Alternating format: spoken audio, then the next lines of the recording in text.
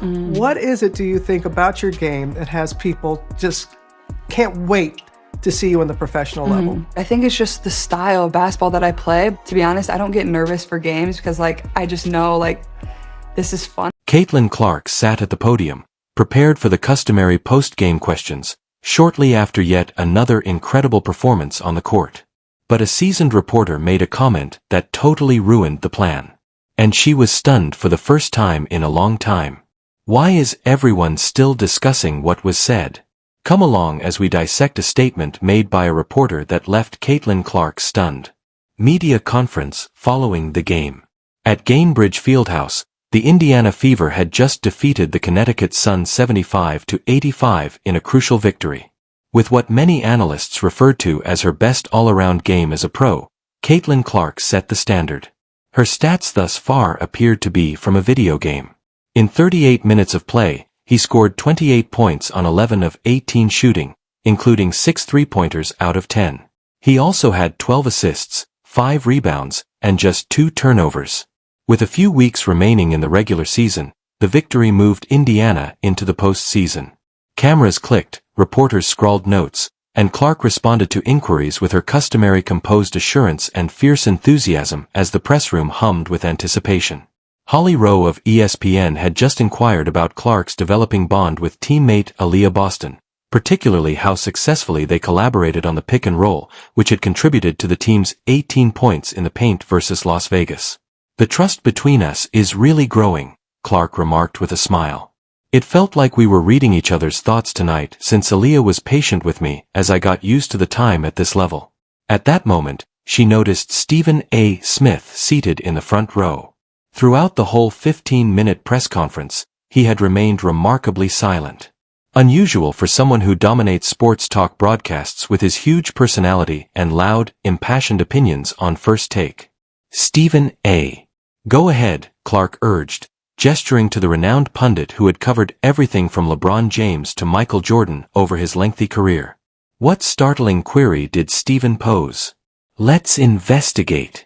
The unexpected query. Smith got to his feet carefully, putting aside the large personality and theatrical gestures that had made him one of the most famous voices in sports journalism. As he started talking, his expression was more serious than normal, almost contemplative. The atmosphere in the room was altered by his steady, serene voice. It didn't feel like a typical post-game interview anymore. There was more going on here. "I've been doing this job for over 30 years, he added to Caitlin. "Thousands of athletes from every major sport have spoken with me. I have witnessed teams at the bottom and champions. I've interviewed players and legends that nobody can recall. I've seen both veterans who fell short of expectations and rookies who stunned everyone. However, I have a question for you. I've been thinking about this since I started really focusing on you this season." The room fell silent. In the middle of a sentence, reporters stopped typing. Leaning in were camera operators. Even the media representatives from the Fever, who were preparing to wrap up the session, froze at the rear of the room. "I've built my entire career on being honest, even when that means being critical," Smith went on. "That's what I do. It is a component of my identity. When I believe an athlete isn't performing up to par, I don't hold back. I don't apologize for having high expectations, but this season, seeing how you've managed pressure, expectations, and the transition from college to the professionals has forced me to reflect." He stopped and rubbed his face in an unperformance-like manner. It was quite emotional. "There's something I should have said a long time ago, and honestly, I owe you an apology. This is my question," he said. "How do you maintain your professionalism and grace in the face of injustice from folks like me? Regarding your path to the professional level, I've been too critical, too fast to pass judgment, and occasionally just plain incorrect. I have to be truthful with everyone here, even you. You have disproved many of us, and you deserve far better than some of what has been said, particularly what I have said." But what was Clark's reaction to this? Let's examine it more closely. Clark's startling response. Caitlin Clark was at a loss for words for the first time in her professional career, possibly even since high school. The same player who had responded to difficult questions about her game handled the intense pressure of becoming the most talked-about rookie in WNBA history, confronted boisterous, irate crowds at Michigan State and maintained composure under the bright lights of the Final Four at Iowa was suddenly silent.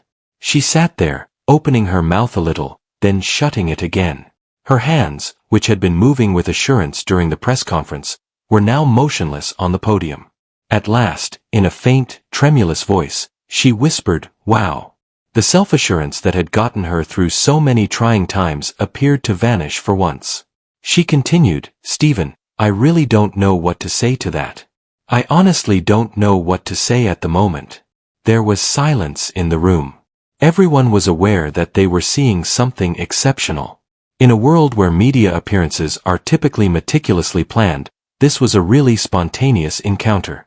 Even Nalissa Smith and Kelsey Mitchell, two of her teammates who were on their way to the team bus, paused in the hallway and turned around. They sensed that something significant was taking place.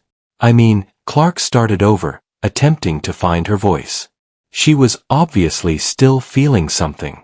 It means more than you probably realize because, yes, it has been difficult at times. You asked me that question and were prepared to share what you just stated: the continuous comparisons to my college statistics, the criticism. People questioned whether I was truly prepared for all of this, whether the fanfare was excessive, and whether I could actually make the transition from the Big Ten to the WNBA. She stopped, inhaled deeply, and appeared to calm herself. However, you know what? I was pushed by all that criticism. I put in more effort at the gym as a result. I studied more films as a result. It forced me to show to myself, as well as to others, that I belong here, that I can be the kind of player and teammate this league deserves. And that the supporters who had faith in me were right. Then she raised her head once more, speaking more steadily. "It's really overwhelming, but in the greatest sense, to hear you acknowledge that perhaps some of the early criticism wasn't fair." What does Smith then disclose? Let's investigate Smith's subsequent correspondence. After giving a hesitant nod, Stephen A. Smith took out what appeared to be handwritten notes from his jacket pocket. This was obviously more than a last-minute remark. "There's more I need to say," he said. "I also need to speak it out, since I've previously made unfair and poorly considered remarks on television. I have to accept accountability for that." He began to read from his notes. His tone was somber and regretful. "I claimed you were overhyped on First Take 3 months ago. I claimed that the media, particularly ESPN, was fabricating the frenzy about you in the WNBA in order to increase viewership. I said you had to earn the spotlight by proving yourself over the course of a whole season. I asked if you have the strength or speed to play professional basketball. I went so far as to say that success in education did not guarantee success in the workplace. Although there is some validity to that, the way I stated it minimized all of your prior accomplishments." Aaliyah Boston and Erica Wheeler, two of Clark's teammates, were now standing in the rear of the room, obviously moved by what was happening in front of all of the sports media. "But here's what I've learned since then," Smith went on, his voice becoming more intense and louder. "In your rookie season, you are currently averaging 19.5 points and 8.4 assists a game. In contrast, Diana Taurasi averaged 17 points and 4.4 assists during her rookie season. Subbard scored 14.4 points and dished out 5.9 assists. You're having one of the greatest rookie seasons ever based on your stats." The way he met Caitlin Clark's gaze felt intimate rather than like he was acting for the cameras. However, statistics don't provide a complete picture. Perhaps more than in decades, you have raised awareness of women's basketball. When your team travels, league attendance increases by 48%. The number of people watching Indiana Fever games on television has tripled. Your jersey sales have increased by over 200%, but it's about you, not just the money and the media. How you manage pressure, how you lead, how you give credit to your coworkers, and how you've improved everyone around you. Now Smith's voice was full with emotion. "Caitlin, I was mistaken about you. I was mistaken to think you weren't prepared. I was mistaken to say that you weren't worthy of the I failed to perceive what was in front of me and evaluated you according to antiquated standards. You're more than just an excellent beginner, you're altering the way women's basketball is played. I sincerely apologize to you, the league, and my audience for that." What was the response in the meeting room, then? Let's examine it. The reaction of the room, even the most seasoned basketball writers had never witnessed the press room suddenly come to life. As photographers attempted to capture every moment of Caitlin Clark's emotional response, cameras flashed. As soon as they realized they were witnessing a momentous occasion, other reporters started typing and taping. It was evident that Holly Rowe, a reputable ESPN reporter who had covered many heartwarming events in her career, was moved. She continued taking notes while using a tissue to wipe away her tears. Knowing that this was a truly significant moment, Adrian Wojnarowski, who is renowned for his cool reporting on major NBA news, took out his phone and started recording. Attending the event as a special ESPN analyst, Sue Bird got up and began applauding. Others were inspired to follow suit by her gesture. The ESPN team joined in first.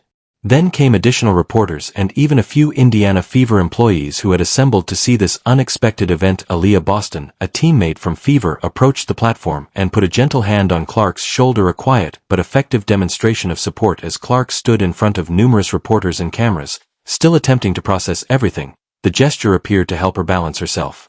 Then she said something. Her voice had become more steady. "You don't have to apologize to me," she said to Stephen A. "We should be challenged by sports media.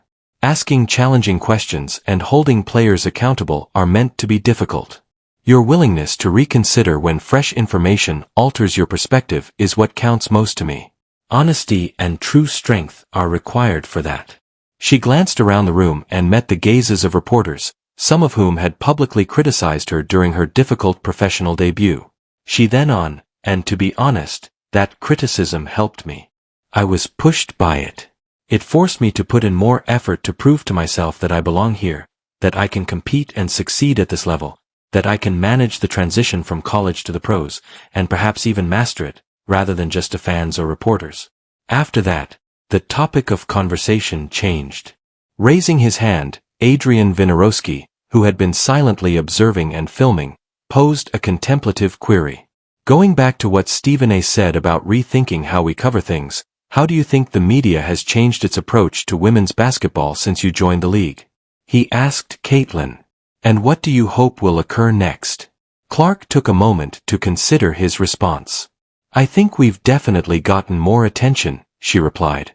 "Which is fantastic not only for me but also for the beautiful women who have been creating this league for years and for young girls who look up to us. However, more attention also entails increased pressure, which is okay as long as the criticism is reasonable and grounded in reality." She looked at Stephen A., who remained standing and paying great attention. "I admire Stephen A.'s current development. He is open to learning and listening. It's not enough to cover women's sports the same way you cover men's. This is something novel and significant, and it must be comprehended within its own framework." Another ESPN analyst who played in the WNBA, Rebecca Lobo, offered her voice to the discussion on the special opportunities and difficulties that come with being a woman